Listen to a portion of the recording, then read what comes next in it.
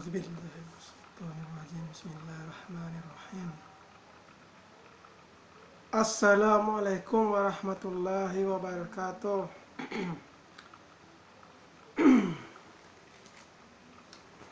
Alhamdulillahi rabbil alamin. Arsala rasulahu bil huda wa dinil haq waliyuzhirahu ala dini kullihi wa kafa billahi sahidan. Alhamdulillahillazi hadana lihaza wa ma kunna linahtadiya laula an hadana Allah.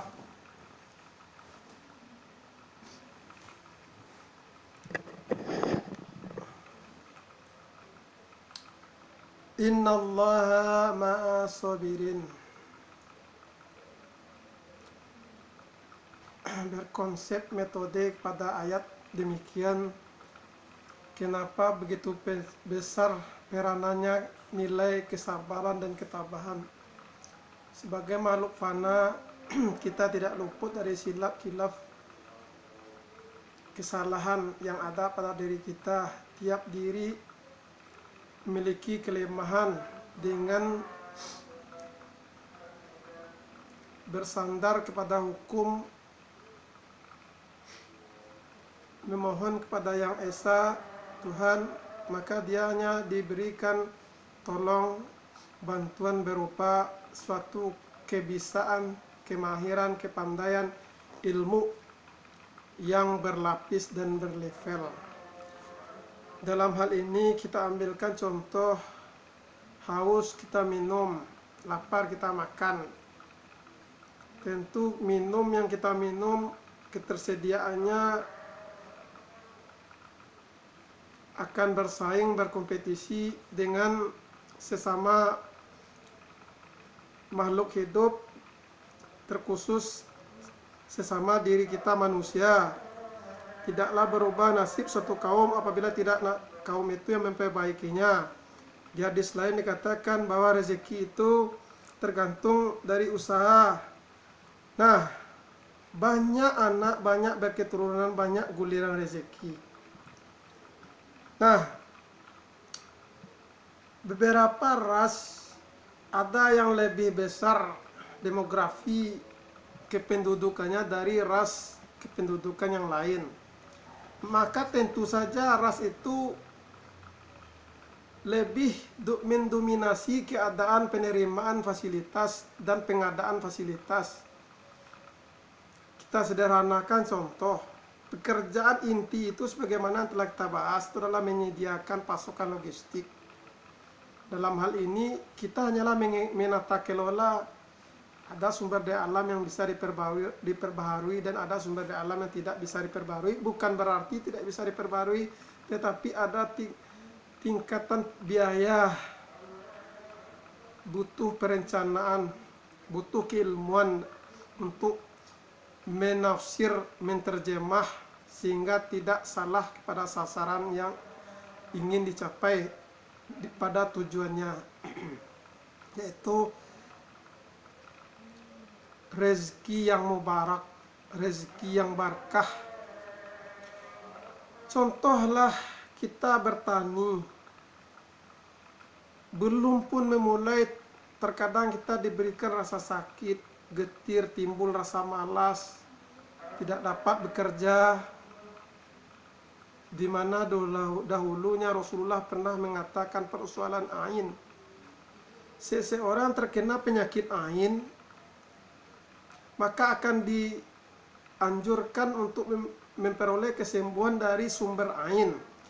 Contoh, seorang jatuh sakit, dia itu berkelebihan, kemudian ada mata ain kepadanya, ada hasrat ain kepadanya, sehingga ia terjatuh sakit. Sedangkan sebagai umat Islam mengesahkan kesempurnaan, itulah yang patut disembah, yakni Allah Subhanahu wa taala, Tuhan yang agung. Maka dipanggillah orang yang ada suuzon ain itu dimandikan, maka air mandinya itu yang bersih atau percikan air, diusapkanlah kepada si sakit. Maka insya Allah dengan izin Allah sembuhlah penyakit itu. Ini kalau kita bahas, inilah yang pada akhirnya memicu sebab terjadinya perang, pertempuran antara satu kubu dengan kubu lainnya. Karena ingin mencaplok, memonopolis segalanya. Tentu saja manipulasi demikian tidak dapat bertahan lama sehingga terjadilah bentrokan. Tidak semudah itu, tidak segampang itu memanipulasi manusia. Manusia itu diberikan akal untuk berpikir logis, penalaran, naluri, insting telah dilengkapkan oleh Tuhan yang agung, Allah Subhanahu wa Ta'ala. Itulah maka terjadi pertempuran. Ada suatu ras ataupun suku ataupun sekelompok dengan pendudukan yang banyak, tentu saja Allah mengatakan rezekinya banyak, sementara kelompok lain terhinakan. Tentu kelompok lain ini akan mengakuisisi diri, mengumpulkan pula rekan-rekan dan sejawatnya, akhirnya timbullah dua kubu besar yang sama-sama tidak mau mengalah, maka terjadilah perbenturan. Ada yang kalah, ada yang menang.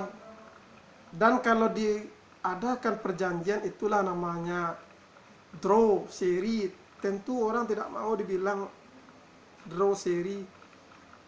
Sederhananya lahirlah ilmu yang dahulunya sebagai filsafat, sufisme, kaum sufi, kaum pemikir.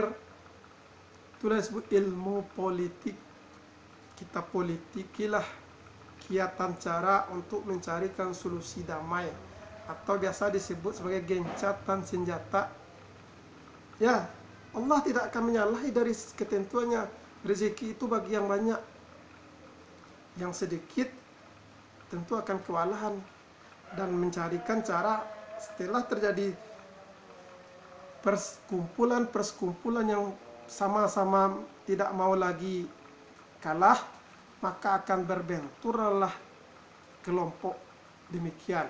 Saya kira bahasanya cukup sedemikian demi mencegah penyalahgunaan, ya, kesalahpahaman. Jadi apa yang ini disampaikan itu, ada orang mengapa menganggur, maka perlu ditelusuri secara sederhana apakah dia kelompok hot, orang yang masuk dalam jaringan harga orang terorganisir, atau dia kelompok cool, mencari orang yang lalu lalang saja.